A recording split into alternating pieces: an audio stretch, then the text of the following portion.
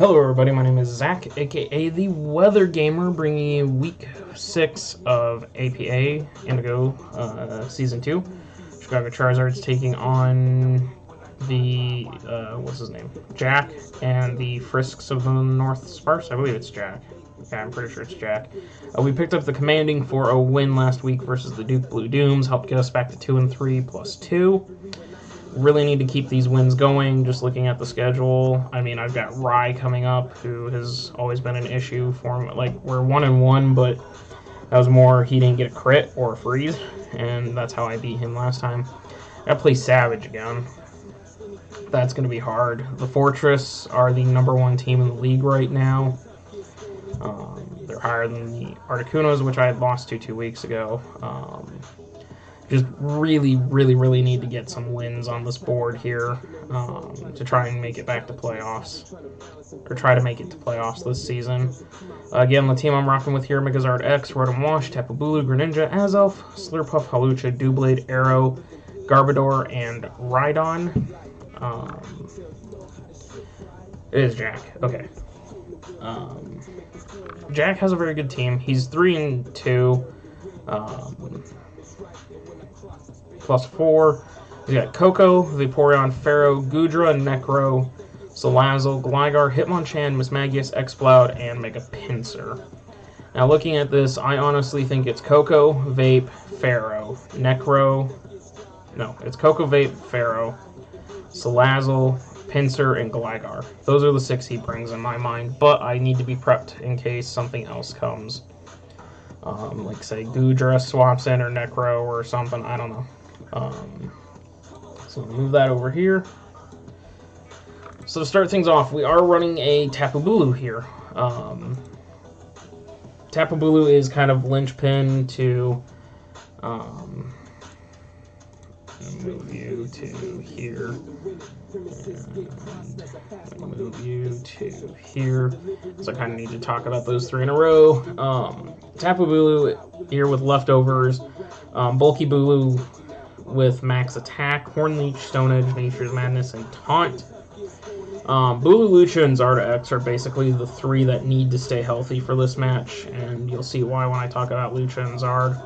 Hornleech is to murder Vaporeon, Taunt is to stop a Pharaoh, Necro, Salazzle from setting up in front of me, because if Salazzle comes in to check Bulu, which it should, I can Taunt on the switch. Then it can't Nasty Plot, and I can go into Gren. And Greninja can threaten, or Arrow can threaten, or whatever I need can threaten. Stone Edge is to hit Gligar and Mega Pinsir if those 2 try to swap in. Nature's Madness is there in case Pharaoh or Necro or, say, Goodra. Sap Super Goodra could come just to stop Bulu, and it's something I'm going to have to watch out for, Sap Super Bulu, or Sap Super Goodra. My Nature's Madness and whatever he brings in, Vapo, Pharaoh, Goodra, gets halved. They're immediately crippled. Goodra has no recovery outside of Rest. Pharaoh has no recovery outside of Leech Seed, which it can't really touch Bulu with. Plus, I could taunt it and force it to basically have to Gyro Ball to hit me. Necro gets cut in half by it.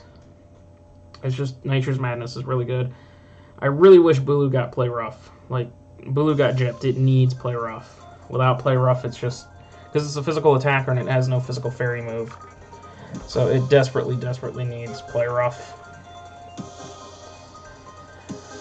Paired with it, we have Hawlucha.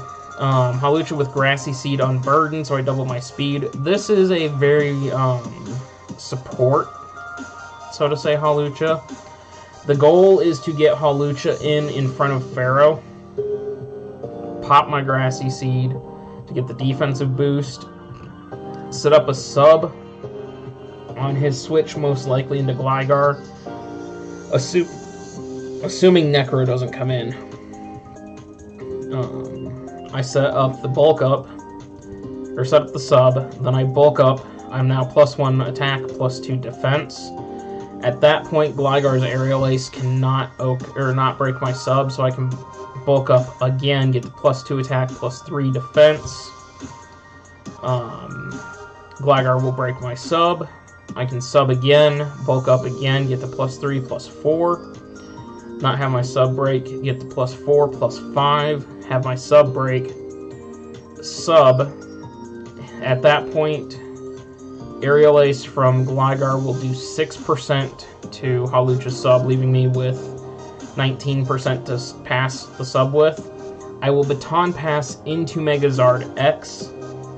Megazard X will be at +4 attack, +5 defense. Behind a sub, because the Gligar sub will not Aerial Ace will not break a +5 defense Charizard sub. It does 6% again. Then I D-Dance behind the sub to allow Zard, because on the switch, to whatever he's going to check Zard with. I have to make sure Vaporeon's down at this point. But then I would have Zard at +5 attack, +5 defense, +1 speed. Outside of a special move from Tapu Koko, he does not have an answer to a +5 defense Charizard X. EQ from Gligar I can deal with. And then I outspeed his entire team at +1, except for Scarfed Koko, and which I'll talk about with the EUVs and all that. That's why this Hawlucha is built the way it is. It's built to take the hit from Gligar and then set up in front of Gligar. And Acro is just there because I'll have lost my item. Speaking of Zard X, Dragon Claw, Roost, Flare Blitz, Dragon Dance, max attack. We have enough speed that we beat Necro at base, and we beat Goodra at base, and we beat Koko at +1. Dragon Claw hits everything, especially if this Hawlucha Blue Zard goes off. Dragon Claw at +5 kills everything, including Gligar. At +3, I can kill Gligar with Flare Blitz, but then I take a ton of damage and can get Revenge killed. If I can get to +5 with Zard on the attack stat, Gligar doesn't stand a chance to a Dragon Claw, and then I don't have to heal behind, or I don't have to Roost heal. Take a turn to Roost heal and potentially get Revenge killed. But yeah, +5, Dragon Claw rips through everything, Flare Blitz rips through everything. D-Dance really only needs to go off once to get me the speed I need, because Scarf Koko can't really touch me, hardly at all. Except Twinkle Tackle, maybe. And then Roost to heal the damage off. So if I can get Bulu Zard to run correctly, I can run through his team at that point. Zard will just sweep. There will be no check, no answer, nothing. Vaporeon is literally the only thing that stands in its way, and at +5, a D-Claw will take it down.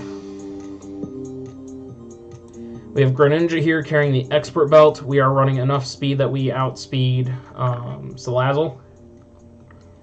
Unless it's Scarf Salazzle.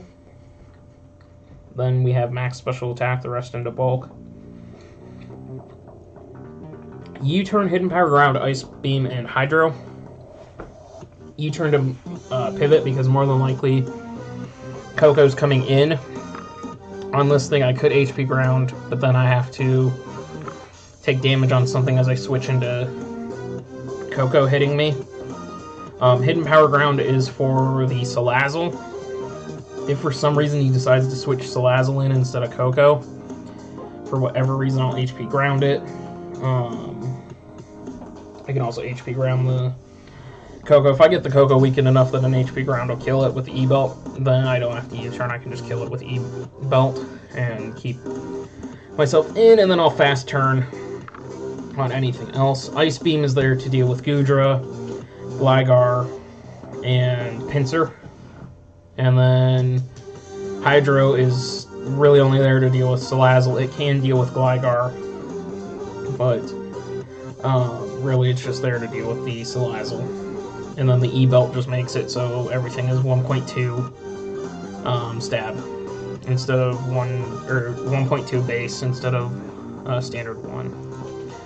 Scissors McCuddy the Doublade again with Eviolite. Pretty standard, as I normally bring instead Iron Head instead of Gyro Ball. SD Sacred Sword Shadow Sneak. This thing's basically here to check Mega Pinsir. And Swords Dance, and then Shadow, Sacred Sword, Iron Head, that sort of thing. Iron Head's there also to hit Coco. Coco can't do a ton to this thing, really, unless it's carrying HP Fire or Special Z, just because I have such terrible special defense. Shadow Sneak for priority to deal with Necro. At +2, Sacred Sword. If it's not stupidly fully defensive, Ferrothorn will die. X-Cloud won't take the +2 Sacred Sword. Really, it's there to check Pinsir, and that's about it. And finally, we have Choice Scarfed Arrow with Defog, which I know is really weird, but I couldn't really bring Rotom this match. Rotom didn't have a good matchup, especially with Coco there. So I might have to Scarf Defog, and then if he brings something in on me, like Coco or something, I'll have to go into Scissors or Bulu.